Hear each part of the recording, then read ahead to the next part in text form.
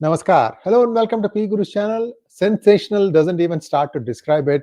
Let's welcome Shekhar Iyer as we talk to you about who is going to become the Chief Minister in Maharashtra. Over to you, Shekhar Iyer. Namaskar. How are you? Namaskar, Sree Iyer, namaskar. There is a lot of things happening, but it's all behind the scene kind of thing where the guessing game in Maharashtra doesn't seem to have ended at all. People are still wondering who is the CM. All that people are now sure is it is a BJP Chief Minister.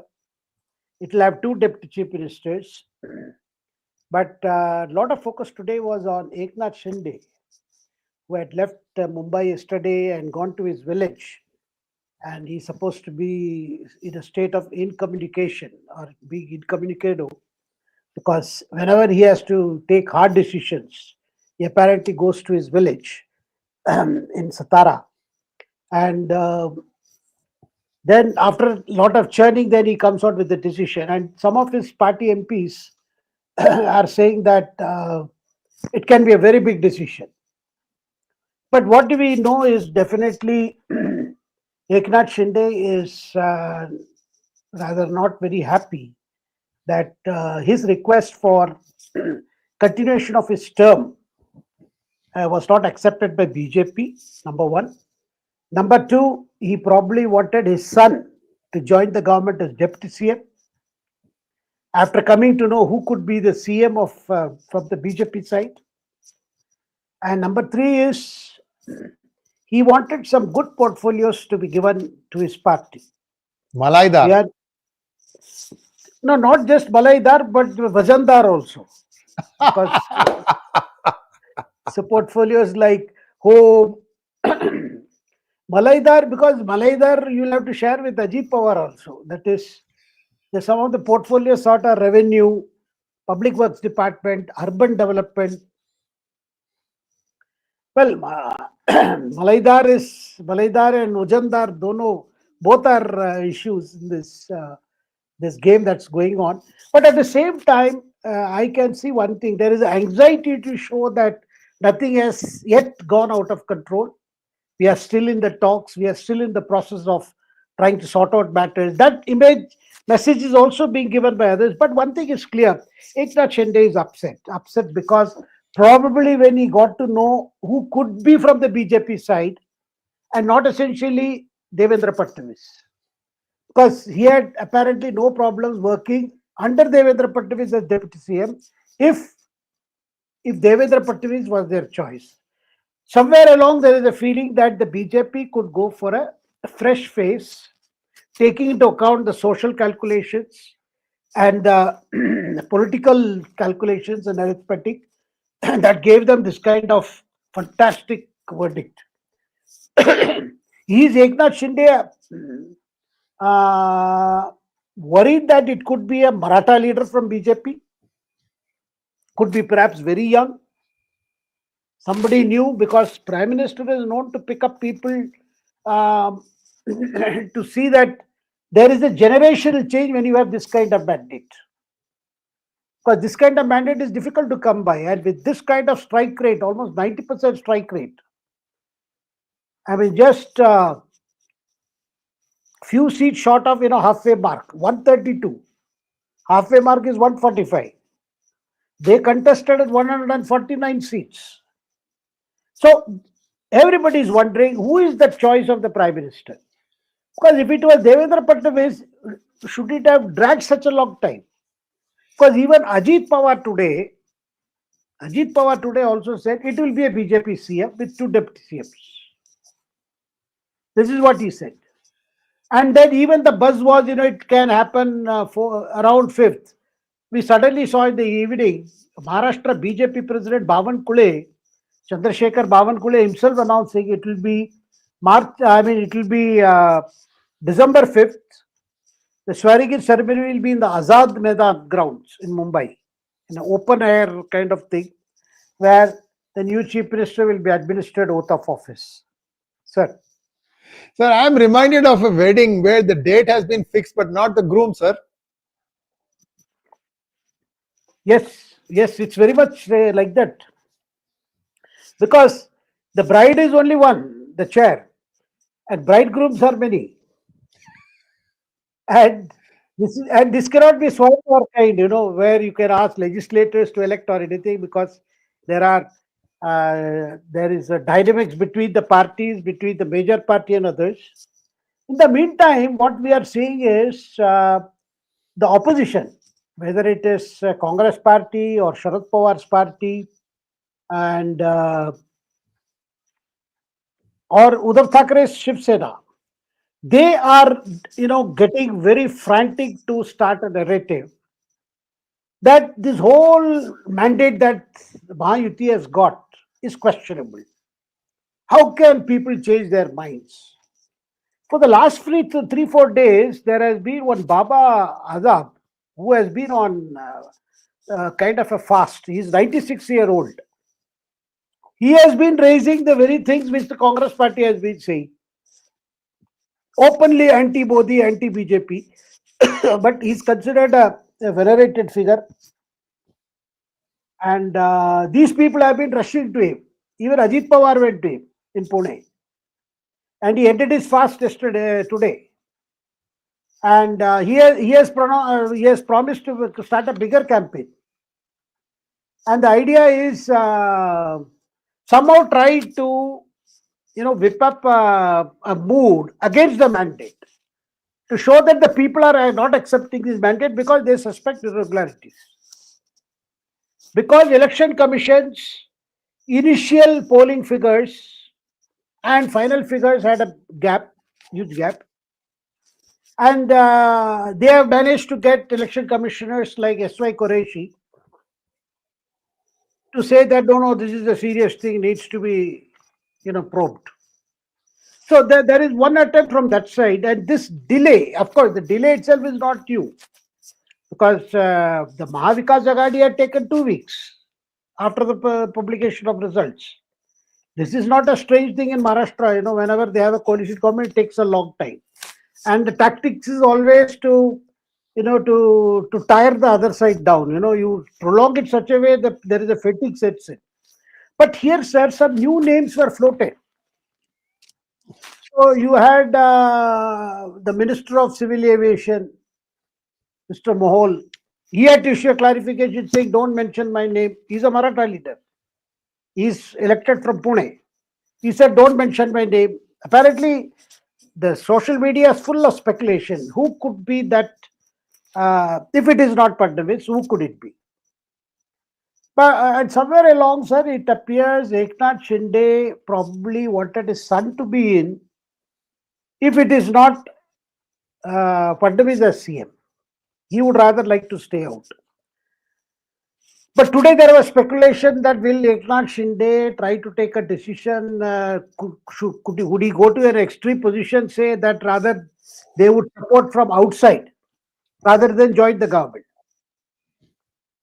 This kind of, will he take such a position? One does not know, because sir, there are certain posts like Maharashtra Assembly Speaker. Obviously, BJP would not like to give up certain posts like Assembly Speaker. These are the posts which would be with the BJP.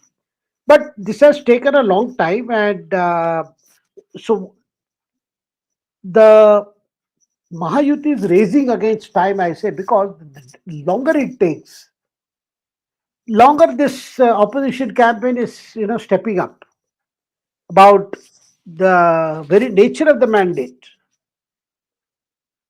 so that even the honeymoon period is denied to this MahaYuti.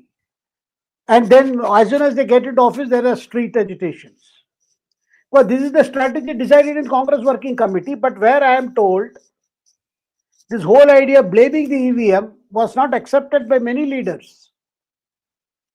They said, and I am told that includes P. Chidambaram. The other day at a book release function, Chidambaram made it clear that my own experiences, I have had no problems with EVM. And apparently, the working committee, this matter came up, where there were leaders like Chidambaram who said, look, we cannot blame EVM, because there are inherent deficiencies in our way we have fought elections, and this is not the way to address it. Now, in the working committee, the final thing that has come out is they don't want to blame openly the EVM, but say there are some problems in the election system. But this is on the statement. But otherwise, they say no, there is some problem. The blame seems to be to put it at election commission's doorstep, saying there is some issue. Now, Congress is taking recourse to this, and here I am told in the working committee, Kharge called for, some kind of a drastic action, radical action, because party's organization is unable to win elections. Then we are told Rahul Gandhi asked Kharge to take action. Now, action against whom? And Congress party, sir, is unwilling to realize that its problems, apart from organizational weakness or weaknesses, it is unwilling to address the core issue, the policies of the Congress. What kind of policy are you taking in every election? And Rahul's obsession with Gautam Adani, which other alliance partners are saying no. Sir, did you see the speech that Gautam Adani gave today? Yes, I was coming. You're going to come to that. Okay, we have a surprise, viewers. I just want to add one more thing to what Shekharji said. The person who is denying is Muralidhar Mohol. He is an MP and he was an ex-mayor of Punyanagari, and he is also a Minister of State for Civil Aviation now. So he's not like he doesn't have administrative experience. He is one of the people being projected as the possible chief minister candidates for Maharashtra because he's also a Maratha leader. See, this is very clever on part of Modi. And back to you, sir, and I will not interrupt. I just had to say this thing. Over to you. Yes, I mentioned the Mohol because Mohol, tweeted this morning, because the whole last 24 hours, it has been going around how Modi could spring a surprise. And they have done it in Rajasthan, they did it in Madhya Pradesh, they did it in Chhattisgarh. Here they could do it again. And Gautam Adani today was addressing an event connected with the gems and diamond jewelry trade in Jaipur. And there he explained his own struggle, how he started out and how he made his profit in the diamond trade to begin with, how his first deal was in selling diamonds to Japanese clients, where he made a modest profit of 10,000 rupees way back in 80s. And he spoke about how his approach is, which I think most successful entrepreneurs he's not averse to taking risk. He is not averse to move out of his comfort zone. He is not averse to trying out things which has not been tried out by anyone before, and that he has that what he calls God-given gift of moving into an area knowing well that he doesn't have an expertise or any beginning, but then building up gradually to emerge as a big player. He mentioned all the sectors, how initially they were only in polymers, how they then moved on to each of the other things that they have done. And he thanked the Congress Prime Ministers. He said right from Rajiv Gandhi's time, Manmohan Singh's liberalization, P.V. Narasimha Rao's time, and how today, and he said, look, when we entered the ports, we decided to take the Mundra port, the first private port in this country. And he was answering all the questions that Rahul Gandhi has tried to pose to him, or the kind of insinuations that Rahul Gandhi has been making against him. And Adani was in full form today in explaining that, look. And he also mentioned about the case in America. He says there is no case that we directly paid bribes. And the amounts that are being cited, they're huge amounts. So one can see, sir, Adani trying to break the silence and coming out and not willing to suffer in silence against these charges. That is another aspect of, going on the offensive.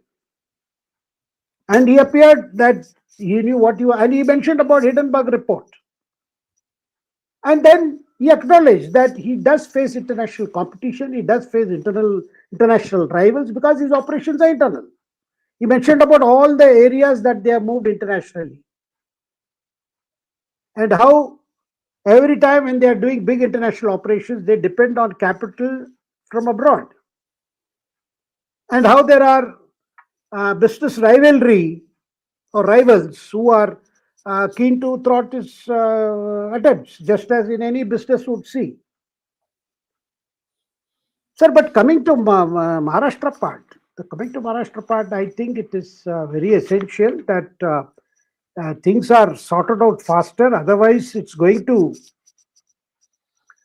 be a big because there is always an apprehension that the longer it takes, of course, BJP along with Ajit Pawar's NCP together they have 173 or so, which is more than the halfway mark. That's not a problem.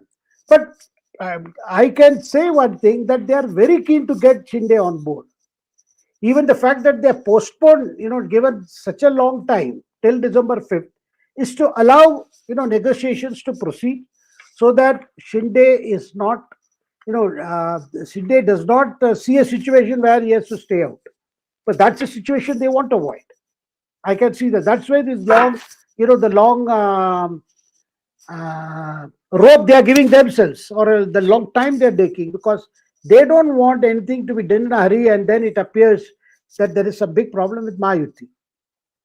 And of course, all this delay itself is giving great delight to Uddhav Thackeray, who can see that what has happened to Shinde. And his Man Friday, Sanjay Raut, has been giving bites every day, saying what is there in Shinde, what is he capable of getting so many number of seats? Does he deserve to be chief minister again? This time it has got very personal, somebody succeeding, somebody losing. And Sharad Pawar, sir, I'm rather surprised. He's a politician who understands the dynamics of election. He is also now, coming around to the view that the Congress is offering, there is something in the election system that we don't win when we should have won. Now, this feeling, that I should have won. Every party thinks when I go to election, they should win more. Sir, but some hard truths are coming out. That Congress party, Congress High Command knew very well. They had their own internal surveys telling them in October. They had done quite an expansive survey, and it showed that the mood that was prevalent during the Lok Sabha elections had undergone change. And some of the issues like this 𝙒𝙧𝙤𝙀 𝗫, it had caught the imagination of women voters. They were talking about, there was buzz. I remember mentioning that I myself saw in Pune long queues outside banks, outside post offices, wanting to enroll themselves. Till Election Commission had stepped in, said, you stop now that the dates have been announced. But by then, more than 2 crore women had been enrolled and payments made to them at the rate of 15 rupees a month. Then the Congress, initially they criticized it. Maha Vikas Aghadi criticized it. Then they promised 3,000 rupees. But then already Eknath Shinde had said we will raise it to 2,100. Sir, Eknath Shinde is also keen regarding portfolios like women empowerment, women welfare, because he feels that this game changer has a stamp because it is called Mukhyamantris 𝙦𝙦 Bahan Yojana.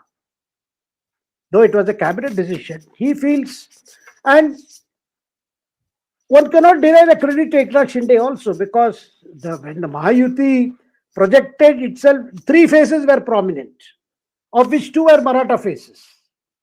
You had pictures of Fadnavis, Eknath Shinde on one side, Ajit Pawar on side, and Eknath Shinde being the CM was centerpiece. So there is an acknowledgement within BJP circle about the role of Shinde, but at the same time, the pressure from the cadre that this is, we have done this, it's time we took charge, because we gave an opportunity to Shinde because he demolished Uddhav Thackeray. Now it is our time. We should get a chance. Now, I mentioned before, sir, we said it in our Hindi discussion also. The main challenge is you have to win this 20 odd elections to municipal corporations. And the biggest being the Brihan Mumbai thing. And whose budget is, corpus itself is 80,000 crores and annual budget is something like 56,000 crores. It's a state government. In its own. And Malai. and the political parties, sir, power structure of political parties rests on, apart from the political power that comes from running the state government, there are two aspects which are very key in the dynamics, political dynamics of Maharashtra. One is these elections, civic elections, corporation elections, then followed by your Panchayat Raj elections. That is one. Then there is a cooperatives, sure cooperatives. Who control those cooperatives?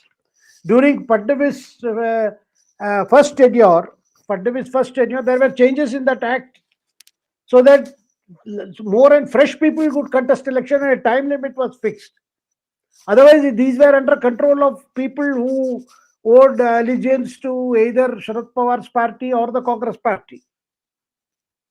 So that cooperative, the breaking that cooperative cycle being controlled by a select few, that was also a very big thing.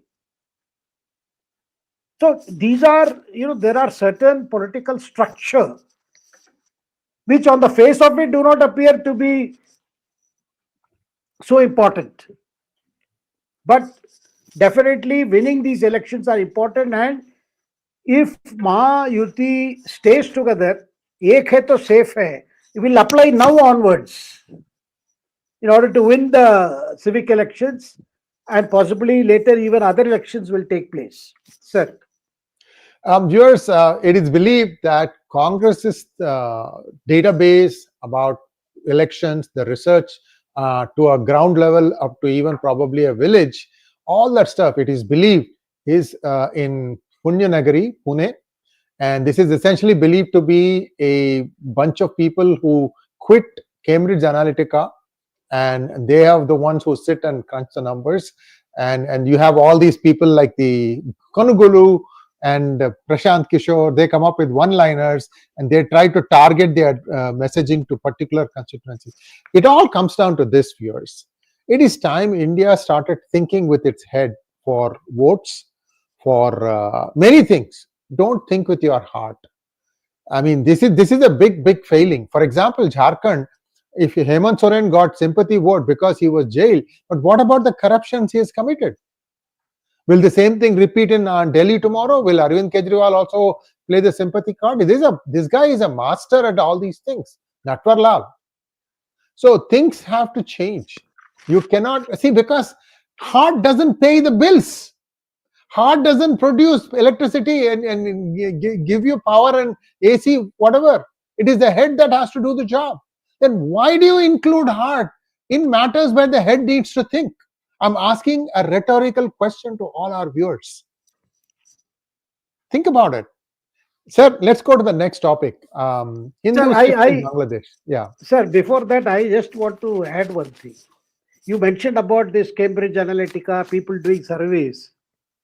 Now, to me, it sounds funny that this survey found out that Congress is largely perceived as party only belonging to the Muslims. Do you need a survey to find out about this? I don't think this needs a survey. The way they've been talking about issues, because the one survey that is being mentioned, that because of that survey and people knew about the survey and the findings of the survey, that's why they are not willing to believe that EVM was a problem. Because that survey said that apart from Muslims, there is no solid bloc with the Maha Right. Women have moved away. OBCs were already with the BJP. The Dalits are also moving away. Marathas are split between the three parties, Ajit Pawar, Eknath Shinde and Sharad Pawar. And sir, one Congress candidate who lost in Nagpur Central, one Mr. Bunty Shelke, he is blaming the state Congress chief Nana Patole. saying that Nana Patole is actually an RSS agent. What to how, how will the EVM know that who is whose agent? So I sometimes wonder, what is this survey all about? I mean, you don't need survey. See, after issue, you are taking a line that is clearly seen that you are worried about your vote bank. In Bangladesh, it takes you 4 or 5 days to come out with a statement expressing concern about what is happening to Hindus in that country. Then, that finally they say something, because after seeing the way the BJP is raising the issue, the kind of reactions happening in Bengal, and Mamata takes a plea that I won't comment on Bangladeshi Hindus because this is a matter which is not within my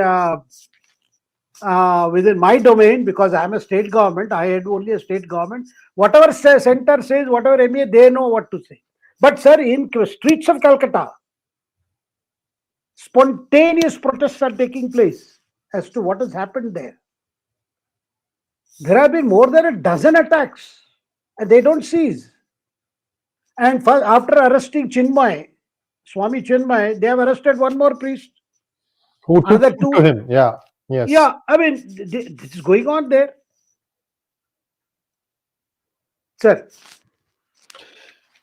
Sir, what is happening in Bangladesh is most unfortunate, and we have started, floating this concept of Hindu Desh. Viewers, do look for this. Hindu Desh is something that is beginning to pick up momentum, especially outside of India, outside of Bangladesh. There are lots of things that are happening, and don't think that just because these people think there's a window of 45 days that they can do whatever harakiri, all that stuff is going to be reversed. There is retribution coming, and I'm particularly telling to some of the people in Bangladesh who are going to some extreme levels, and this train is going to come back, and it's not going to be easy. This time, see, BJP also is playing some politics, and I can completely understand why they are doing that. This is the only way West Bengal can be captured by BJP. I'm telling you, viewers. The place has got so much power in hands of goons who make sure they know chappa, every house they know. How many voters are there? How many will vote for them? So there's another story that we are going to be looking at in the near future. Did you know, sir, that the husband of a TMC politician has been caught with californium, radioactive substance in Assam? Did you hear that? Oh, I didn't hear this, sir. Yeah, so see, the point there is californium is grown in a lab, viewers. Essentially, you have uranium, right? You have to keep enriching uranium. And then what happened was they wanted to add more and more elements to the periodic table. They started adding things like plutonium, californium, thismium, thatmium. All it is, these are all manufactured in the lab. They are not very stable. But some of these things can be used. How did this person know that this was there, and it has been stolen from DRDO? So things are happening now which is kind of getting a little scary. Was this person planning on taking it into Bangladesh? Was that what the intent was? This news has come yesterday, sir. This is going to become big in the next few days. Just stay tuned, guys. We are getting all the information on that. But the point there is the linked person is a TMC leader.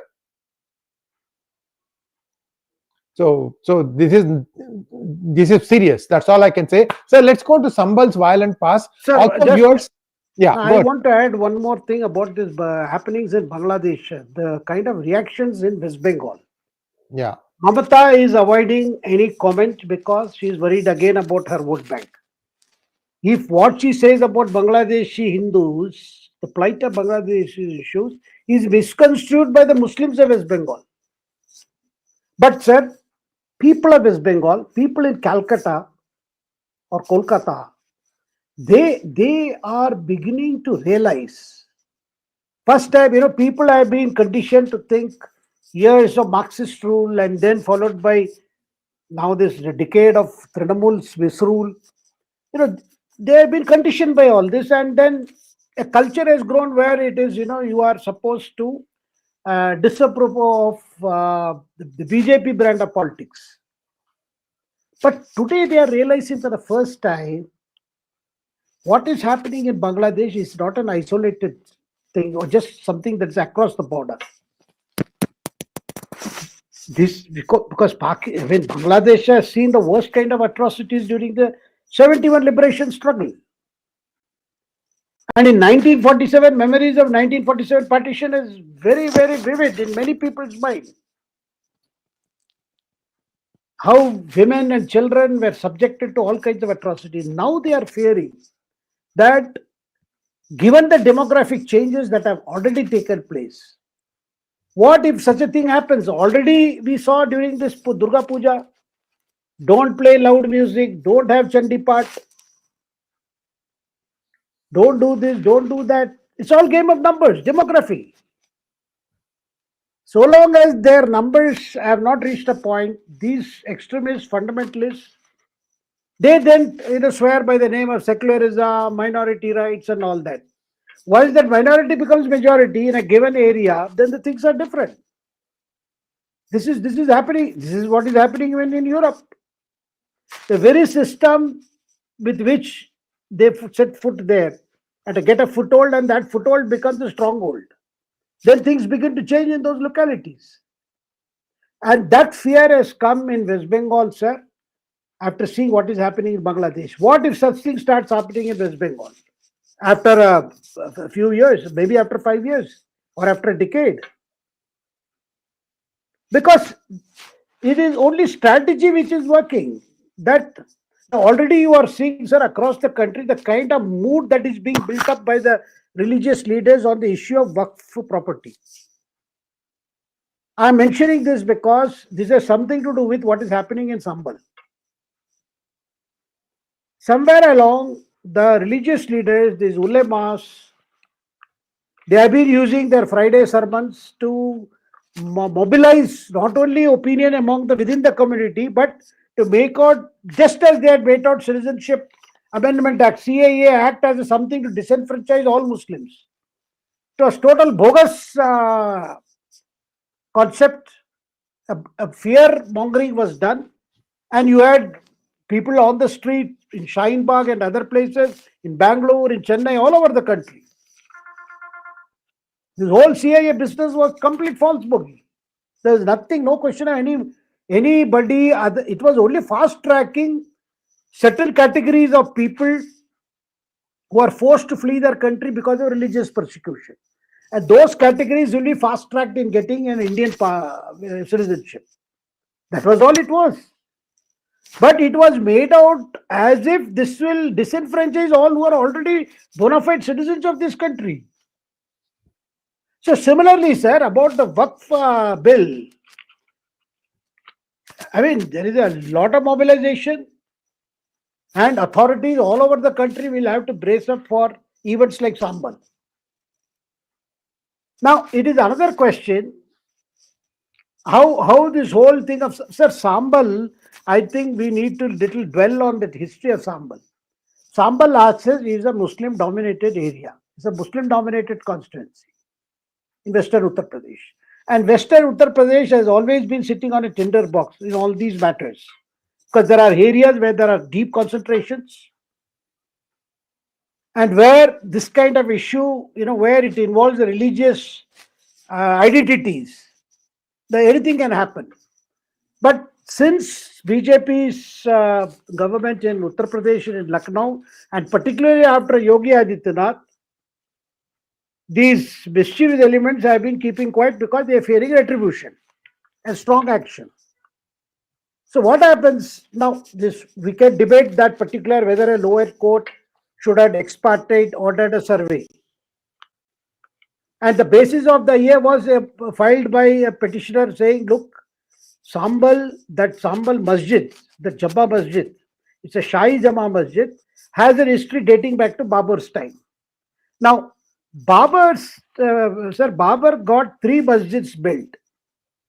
One was Ayodhya, and another was in Panipat, and third was this one in Sambhal. So now what has happened is In Sambhal, sir, this particular place has been known as Harihar Mandir. Local people still know Harihar Mandir. Previously, it did not resemble a fortress. People could access. Some local people, see the northern gate of that, it had two gates. And it is on a kind of a mound. And the northern gate, the locality to the northern gate was populated by Hindus and the southern gate by Muslims.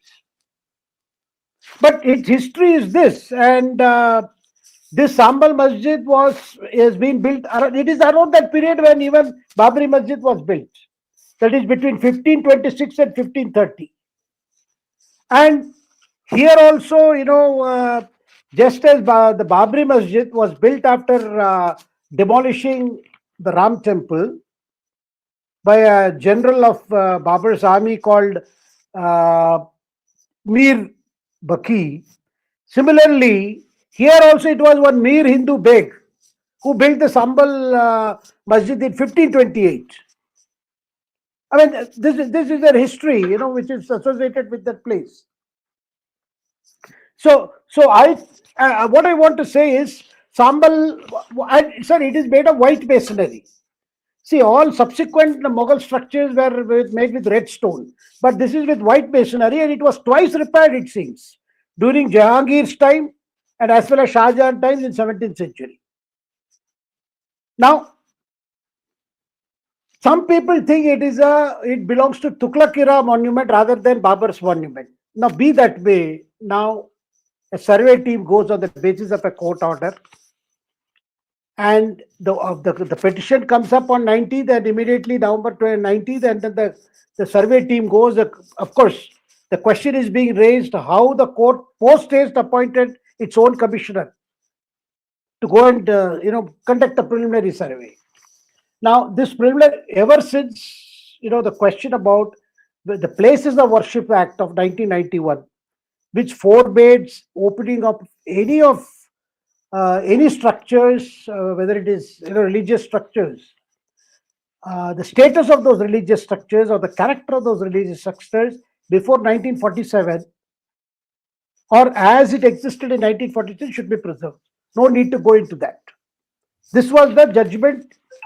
This is the Place of Worship Act, which was upheld in the Ayodhya judgment. But former Chief Justice of India, Chandrachud, made an observation, which is a very interesting observation, which actually is encouraging the lower courts to examine these issues. Whether it is, because in the 𝗼𝗂𝘗𝑝 matter, when the 𝗼𝗂𝘗𝑝 proceedings matter reached the court, Chandrachud observed ascertainment of a religious character of a place as a procedural instrument may not necessarily fall foul of the provisions of the 1991 Act. A survey need not be a problem. I mean, a survey will not change the religious character of that place. But a survey can be done to find out whether it was a temple or a masjid, or whether it was built over the ruins of. Now, this provision has upset the Muslim clergy like anything, and also our secular friends. Now, I am told, Sambhal being 90% Muslim dominated area, who attacked the survey team? Who opened fire? What was this clash of two groups? What is the second? There is only one community there. Hindus who are there in Sambhal, they hardly represent 10 to 15%. And they have accepted the fact that since it's a dominated area, since it's dominated by Muslim clergy and the community, they have realized the access to that place has been coming down over the years. Earlier, they could draw water from the well. Then over a period, that well got covered, which is on the northern side. I mean, this is a fact. And what they say is, now, the whole battle there, I am told now, between, there are two people who claim they are descendants of either Turks or Pathans. At Samajwadi Party's internal dynamics, internal problems are come out in this. Because the Samajwadi Party MP is one 𝗤𝙗𝘗𝘗𝘚. He is the member of parliament from Sambhal constituency. The local MLA is Iqbal Mahmood, Samajwadi Party MLA. He belongs to Pathan community. They say this is a Turk versus Pathan fight. And BJP leaders, including BJP deputy CM like Patak, have been saying that this whole fight is because of the factions within them. Because when initially the survey went in after discussion, the local administration had ensured they will just go and survey and come out. Then suddenly they went back second day to check out something. A rumor was spread that destruction has started inside. And that they claimed that water was flowing in the drain in the Nala there. All kinds of rumors were spread. Then groups came out and started clashing with each other and they opened fire. The police version is, we were trying to prevent these two groups clashing, and these two groups are supporters of, one is 𝗣𝙗𝙗𝘄𝑟 the MP, and the other is that Sohail Iqbal, who is the son of the MLA Iqbal Mahmood. It's totally an intra-Samajwadi Party tussle for making the best use of this issue. Now, 4 people died of bullet wounds. And the bullets used in that violence, they are not the standard police ammunition. Because police would have opened tear gas and things like that. Subsequently, they did to quell the mob. So, and victims belong to all the 3 communities there. Now I understand the victims belong to all the 3 communities. So you have people belonging to the Turk community, Pathan community, as well as Ansaris. So this whole Sambhal is, sir, we have to look at it from this point of view. Now, question is being raised. I mean, this is a question that is coming, because even RSS Sangchalak also said, what is this? Should we be looking for a shivling under every mosque? I mean, how long can this go on? Yes, Gyan-Vyapi has reached a point. Mathura is also before courts, because earlier also it was opposed to only these 3 issues. And when there were efforts for a negotiated settlement of Ayodhya, it was always mentioned, bas hum 3 ही मांग रहे हैं, Mathura, Ayodhya, Kashi, बाकी को हम ये कर देंगे. Sir, what is happening is, one side is not willing to give up because they feel that these are issues that has to be settled. At least let us know what it is, those places. Because there is a straight denial from the left secular system. No temples were demolished.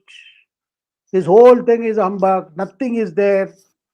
All the Mughal rulers were, including Aurangzeb, were great people. Nothing of that sort happened. They left behind a heritage of great, architecture. There is nothing, no question of any temple being built. Temple being demolished. But then in Gyan-Vyapi Mosque, it is anybody who goes to Kashi Vishwanath Temple can see, or those who visit Qutub Minar can see, how does you find the Hindu deities and gods and figures and figurines, being seen. Now, this issue, sir, this is one way. I feel. Is it possible that we settle this matter with some kind of a truth and reconciliation commission? If the Muslim leadership, if some enlightened leadership can say, look, this is a part of history we have inherited. Because Mohan Bhagwat also said, the present generation of Muslims or Hindus are not responsible for what happened earlier. So is it possible we have a truth reconciliation commission and say, yes, these are the places of worship which got changed, the character changed. And there can be a general sorry and be done away with. But what we are seeing is state of total denial. Now with this Waqf thing has become an even bigger irritant. So this is about land grab. Notices are flying thick and fast to different places, claiming this is our property. Temples are being claimed. Churches are being claimed.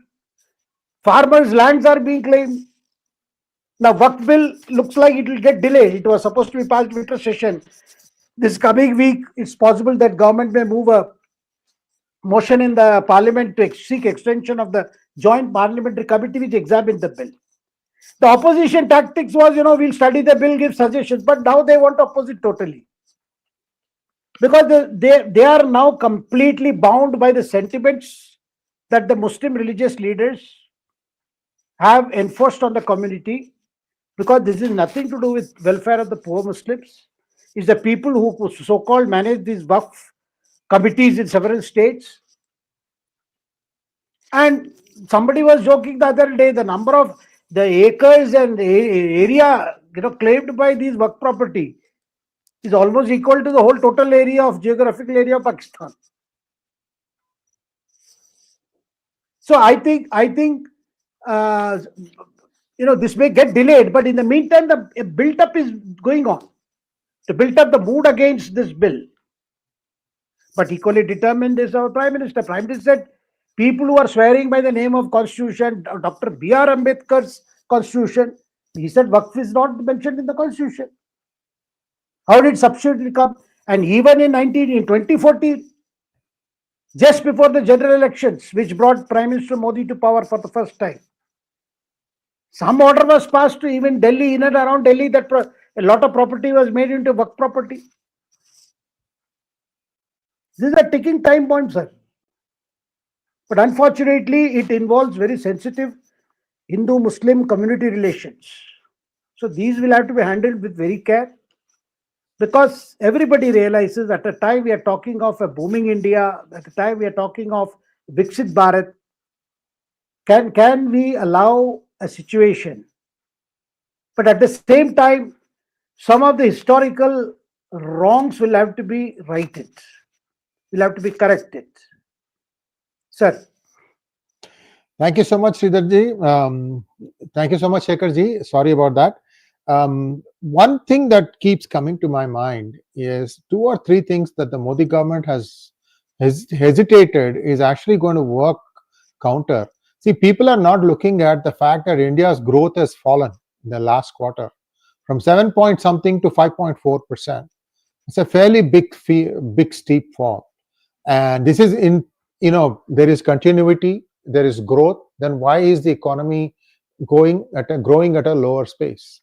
And my 2 cents on that, sir, is that we still have a problem in that one case about Adani in Eastern District Court of New York can sway his stock by 20%, can crash his stock by 20-25%. Why is that happening?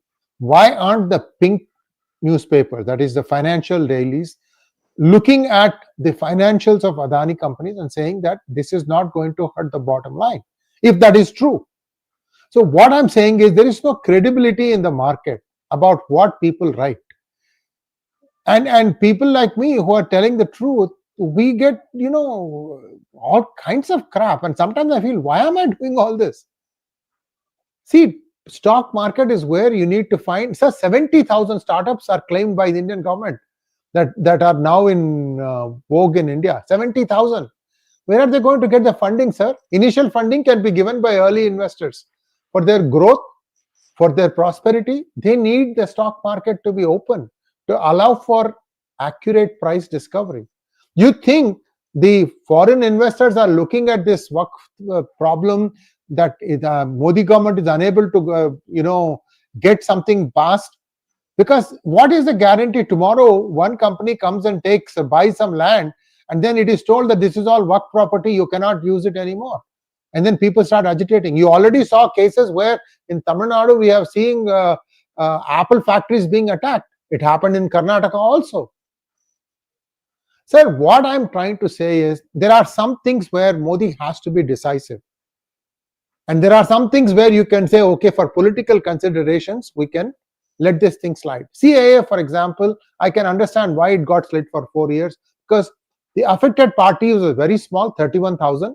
And even as all this halla-gulla was happening, there were departments in various states that were given the powers to go and do it quietly, and that has happened. It's all over now. CAA implementation, the guys who were supposed to have benefited, it's in the pipeline, things are going on.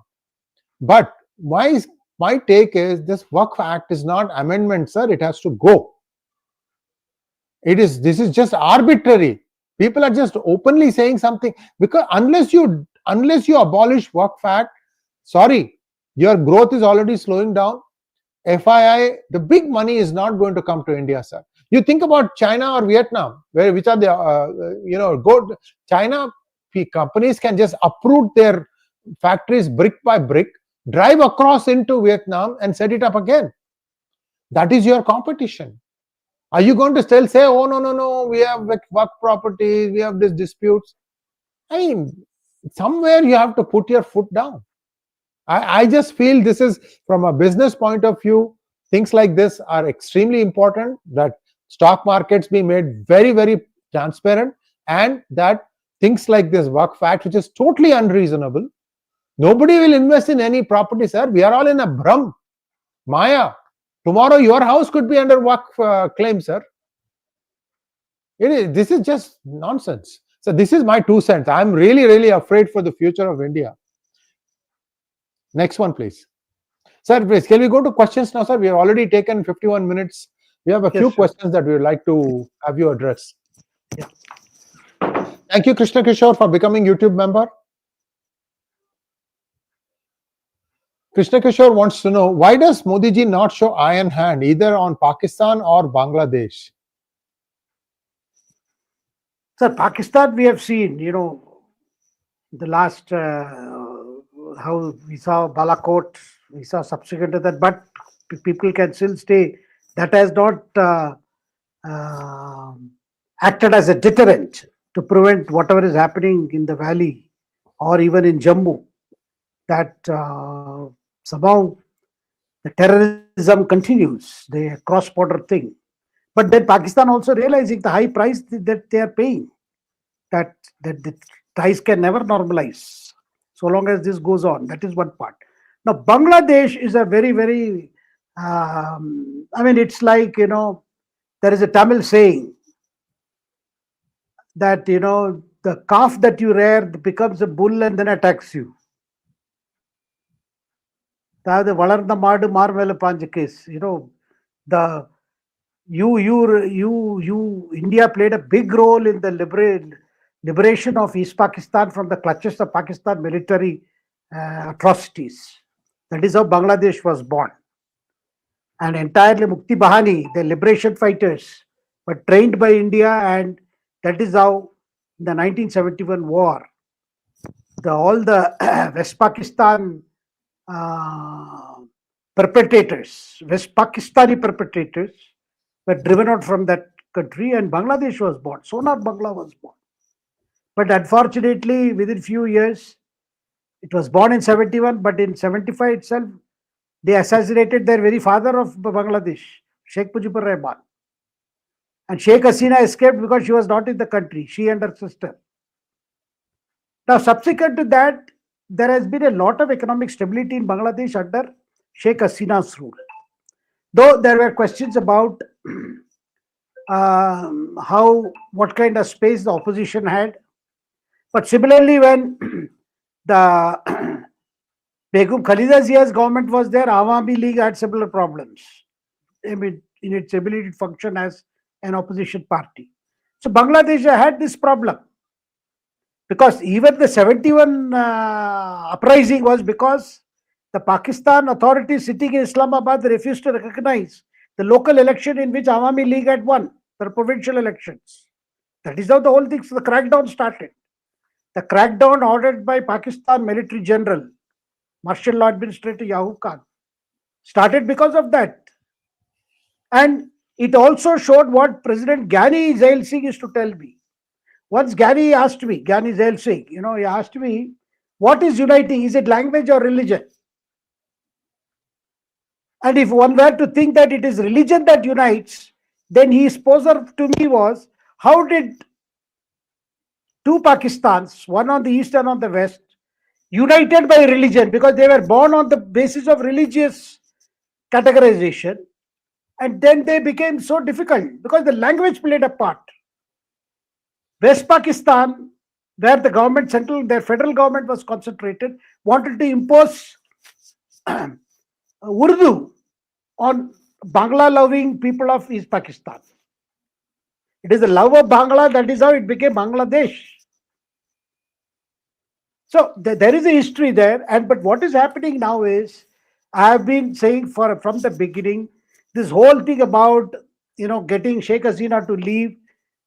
If the Western groups were involved in this, they have made a big blunder, because this has opened the floodgates to Islamists. I've been saying it, and it's happening. Now today there are problems between your Yunus, who is the administrator, Mohammed Yunus, and the established parties, both Jamaat as well as BNP. They want early elections. But the students who are also formed a political party, they are talking of first writing out a new constitution. They have set up some 8 committees. Then after that, go for elections, which the Jamaat and BNP, they say constitution is in the always you can write let's have elections. But the student body says we have to, because student body wants to be a player itself.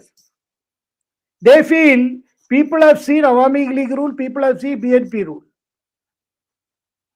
The current unrests are all fueled by these extremist elements. So the jihadis are out on the streets. They are the ones who are attacking. But one must also credit the Hindu minority, sir. After Chinmay was arrested, so many people were out on the streets of Chattagaon, or what was earlier known as Chittagong. I mean, you know that the entire mood there is against you, yet people are coming out. And temple after temple have been attacked. Sir, after all, the name Dhaka, which is the capital, comes from a temple which is after a Devi temple, that is 𝙒𝙬𝙤𝙀𝘆. 𝗤𝙗𝑒shwar, sir. 𝗤𝙗𝙀eshwar. Yes. So you can see that the Bangladesh, no matter what it does, it cannot erase completely the ancient Hindu heritage that was also part of that land before partition. Sir. Sir, the current Kanchi Shankaracharya had performed Kumbhabhishekam at one of the temples in Dhaka. Because I met him in August, and they were mentioning that, because by that time Sheikh Hasina had already been pushed out.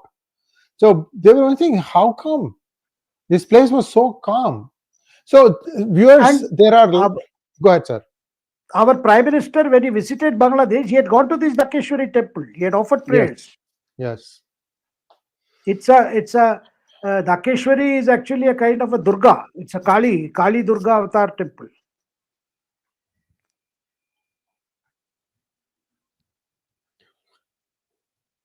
Next question, please. 𝗤𝙗𝙤𝙆85. Thank you for becoming a YouTube member. Pan Bread, thank you so much. Waqf is a tool for Gazwa-e-Hind.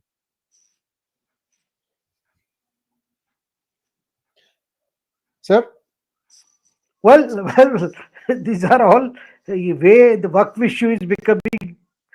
The way this issue, as I said, the mobilization that is going on this issue is to, because they have realized that it is very difficult to defeat electorally the BJP or what the larger Hindu sentiments in this country, which is getting stronger every day. I will not call it necessarily pro-BJP, but there is definitely a large sections of the people feeling that Hindus need not be apologetic about their heritage in their own country. This feeling is there. And the counter is, and when they want to go back to, to look at what was their heritage and what had happened from Kashmir to Kanyakumari. And sir, Waqf board is one thing. There is other issue also, which could open up later. This how during the British rule, how lot of land, government land, state land were given to churches on perpetual lease, 99-year lease. And many of those property have been monetized. They have turned into commercial property, particularly in states like Jharkhand, in Ranchi. Sir. Next question, please. Mangat Ranga wants to know, while opposition says BJP is polarizing, they are equally polarizing too. They allow Waqf aggression. They are quiet about Bangladesh, etc. Sir, a good example, I'll say how the opposition is playing this polarization role. They were demanding compensation for the victims of that firing in Sambhal. Today, a delegation of the Samajwadi Party wanted to go to that place, but there is a entry ban on outsiders into that area. So Samajwadi Party has now announced 5 lakhs rupees for each of those, because they were demanding that the state government give that amount to the family of those killed. Now today Samajwadi Party on its own has announced. Rahul Gandhi is supposed to go there leading a Congress delegation. Priyanka Gandhi, the new member of parliament, has raised the issue. They will again take it up when the parliament opens on Monday. And as Rangaji was saying, on Bangladesh, it took quite some time for the Congress to react, because everybody was asking, why is Congress silent? Then after MEA statement, as MEA statement came, then we saw the Congress statement also, Rahul Gandhi also, seeking protection for Hindus in Bangladesh and asking our government to do something, so that they can say, look, you could protect the Hindus in Bangladesh. Sir. Next one, please. Pawan Kishore wants to know, in CWC meet, party have decided to back ballot papers for upcoming elections. Do you think if Indie partners agreed, and they will they boycott elections if elections are conducted via EVMs? Sir, I don't think they have that kind of, they will take such a position, because EVMs have enabled them to win also. EVMs were fully in operation in Jharkhand. If EVMs are manipulated, let us assume for a moment they were manipulated, which I do not think so. They were manipulated, then why did BJP do badly in Jharkhand? Sir, and now there is another theory which some of these Congress are saying, no, this is selectively done to give an impression that one major state BJP wins, the other state it is given to the opposition. Nothing is done. How can that be? So BJP, out of its feeling that they allowed Congress to win in Karnataka, Congress to win in Telangana, Congress to win in Himachal, but manipulated the EVMs in Maharashtra. Sir, this kind of self-defeating arguments. The return of ballot paper is out of question. Sir, Supreme Court at least several times, at least more than a dozen times, have reiterated on EVM, either by way of oral observation or actual judgments, where the court has openly asked, even court asked this time, the last observation 2 days ago it came, they said, you are happy if you win and there is no problem. Problem arises only when you lose. Sir, court is the last, this is in connection with the case, a petition, a fresh petition. Before that, they had said, look, VVPAT, provision of VVPAT along with the EVM, it's an ongoing exercise. More and more booths will have to be covered. That's an ongoing, and Election Commission and Government of India are committed. Funds have been earmarked. So the paper trail part is going to be more and more, but there is no question of return to ballot paper. Sir, people are saying, why is Congress particularly in favor of ballot paper suddenly, or the opposition? Is it because it will slow down voting and less number of people will vote, and your solid vote banks will vote first? Or they will block the booth so that the others will get turned away, seeing a long queue? Because we know what was the system during when ballot papers were in use. It took a long time, hours. After voting had closed, after gates were closed, people used to stand and voting used to go until 7:30. Whoever had entered the booth and got the slips to vote, they were allowed to vote. But these days, it doesn't take such a long time. And earlier days, assembly elections was 4-day affair counting, till the last vote was counted. Who wants to return to that period, sir? Sir, if I think Congress should realize that this kind of argument, they are going to make a big fool of themselves. Because in areas they win, how will they explain?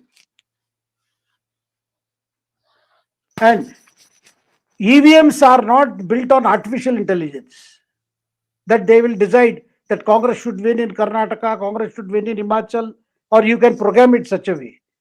Because after every election, EVMs, after that 45-day period, they are completely, the records are erased and they are ready for the next election, which are put through various tests with representative of various parties being present. Sir. Next question, please. Does that argument mean the BJP wanted Rahul Priyanka to win and the people of Kerala are rivalry because EVM is rigged? Can Congress or Indy say this? Sir, why would BJP want any of them to win? They went to a safe seat where the demography hugely favored them. That's all. Next question, please. TRK wants to know, why does the BJP Fadnavis want to change? Fadnavis was respected by the partners and has proven standing with the people. Well, the answer to this poser is Prime Minister feels that, these leaders who have proven their leadership in the state will have to eventually come to the center and take up bigger assignments, either in the party or in the government. That is one. Number two, we need to bring more and more people up so that they are able to give their best years to governance in the states. And with that experience that they gain in the state, they move to the center. So that there is a rotation of leaders. Because earlier practice was once somebody becomes a minister, he will be there for a long time till his son takes over. That is a practice that the Prime Minister Modi has completely sought to do away with. Though some exceptions are there for electoral reasons. But by and large, the idea is younger MPs, people who are in their 30s should become MLAs. And by 40s, they should become ministers. And by 50, they should become member of parliament. And then they should take bigger charge. Because younger people bring in younger energy, newer ideas. And they have it in them to not to perpetuate and not to be comfortable in the status quo, but to get out of the comfort system. So that the basic purpose of the BJP's political approach is to see that a lot of changes happen in the country, the desired changes at a faster pace. That can happen only if you have representatives who are young, who are energetic, who are full of ideas. Because once a leader becomes senior, then the driving force for a change, driving force to bring about change slows down, particularly those who are in public life. Sir. Thank you so much, sir. And that brings us to a close of today's program. Thank you once again, viewers, for your support for us. Sridharji, I don't know why I keep calling you Sridharji. Shekharji, thank you so much, sir. We'll see you on Wednesday. My apologies. Second time I made this mistake. I have some boil in my mouth, so it's kind of making it a little hard to say things today. Thank you so much, sir. And we'll see you on Wednesday at 7 p.m. Thank you. Thank you very much. It has been a great pleasure.